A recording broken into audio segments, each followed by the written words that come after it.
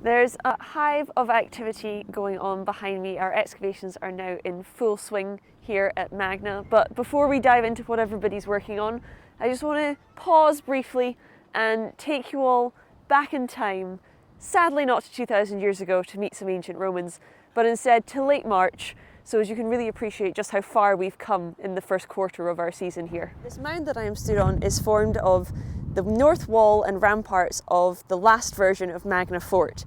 From here, we're going to be excavating north out from the fort, down into what you can hopefully see here is a pretty obvious defensive ditch outside the walls, but then continuing from this, because Roman forts very rarely had just one ditch defending them.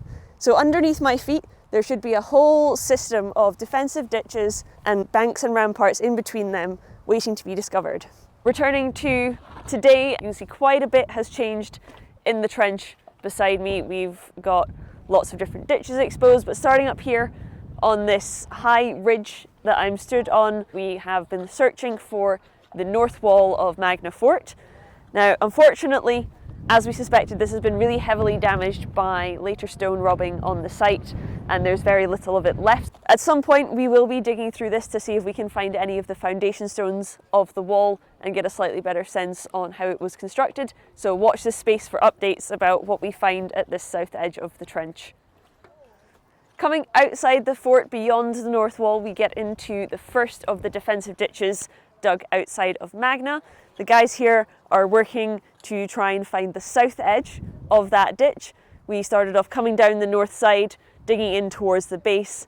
As usual with our excavations here, we had some later interference in the form of land drains to contend with. We've now been able to remove those and are starting to work through towards the south edge. In this deepest part of the trench, where you can see I've got my pump all set up to keep this as dry as possible, we have more or less reached the base, so it's pretty substantial in terms of its depth, and down at the bottom we have the ubiquitous ankle breaker, a common feature of Roman military ditches intended to snare any unfortunate victims who think they can maybe get enough momentum if they run down one side of the ditch to scramble up the other side and get to the fort itself to attack.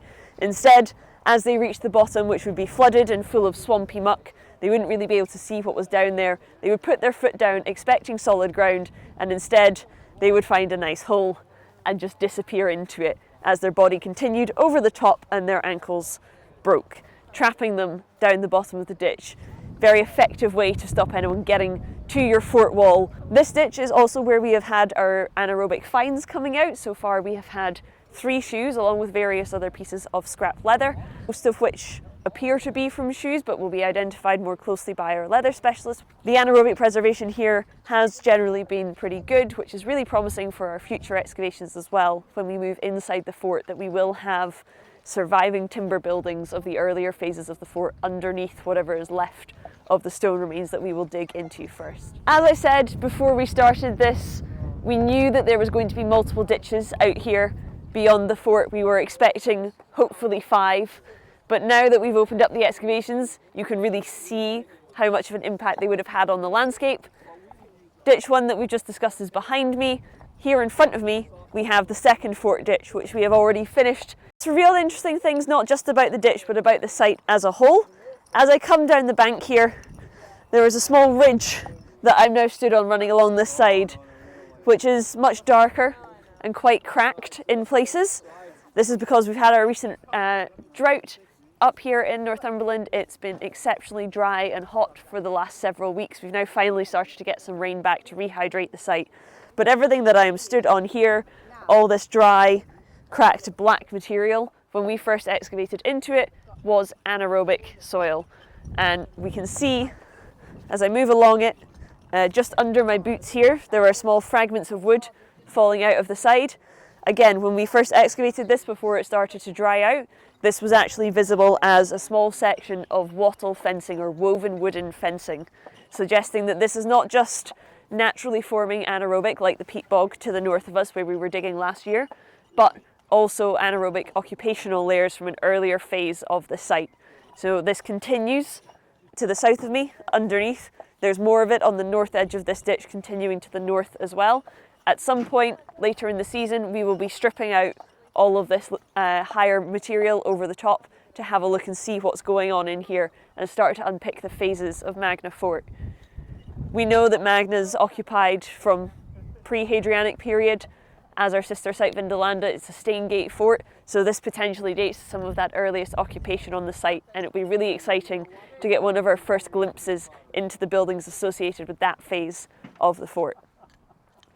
It's then cut through by this ditch. Later on, as they remodel the landscape, as the layouts of the fort change and the purposes, what they want to use the space for, changes and adapts to the needs of the different regiments, they need a defensive ditch here, and so they excavate out ditch 2 in the sequence coming out from that fort wall where I started. This one, as I said, we finished, and you can see its little ankle breakers beautifully highlighted by the water in the base here. They're not too deep, but they are deep enough and big enough to just sort of catch your feet if you were to fall into them on your way past. The ditches, as expected, continue, and we now have the start of the 3rd ditch here beside me. We've only recently started excavating into this one in the last couple of weeks, which is why it is still much shallower and smaller compared to its neighbours. As with all the ditches, we've been having problems finding the edges. A lot of this material is redeposited during the Roman period as they build the ditches. It's how we have buried early buildings in the second side of the 2nd ditch. And so up here, the guys are trying to find the edges of this ditch before we drop into the fill of it properly. We're not entirely sure exactly how big it's going to be. We have a few different options on how they're going to arrange their ditches. We could have a large first ditch, 3 small ditches in the middle, and then the 5th ditch also being large, or they could all be small from here on out. What we've got up here, though, where I'm standing now, is a Roman cobbled surface which is not behaving itself. Archaeology is always full of surprises and things that you don't expect to happen, and this cobbled surface is one of those. We would expect any road surfaces or tracks material like this to be running in an east-west direction, the same as the ditches, through this way. What we have here instead seems to be a cobbled surface heading off to the north, running north-south, potentially acting as some kind of a road, and obscuring, unfortunately, where we would expect ditch 4 to be starting. So this is definitely up for further investigation, and as you look down the rest of the trench, you can see everybody's hard work deturfing and cleaning off the last of the topsoil in this area to start to expose more of these cobbling areas to see exactly where this surface goes. Once we've got this area fully cleaned up and once we've made further progress in the other 2 ditches, we'll be coming back here, figuring out exactly what's going on with these cobbles and then stripping them off to see if they are overlying ditch 4 and ditch 5. What it looks like we might have is the other end of the site's occupation here, where in ditch 2 we found evidence of the earlier parts of the Roman period on this site. Here we might be looking at very late Roman material. After these outermost ditches have gone out of use and been filled in, they've built cobbled areas out here for other purposes, but that's all questions that we still have to answer as we go on with the season. As work progresses throughout the season, we will be filming another one of these updates for all of you, so be sure to keep an eye on our YouTube channel to hear what happens with all of our mystery questions.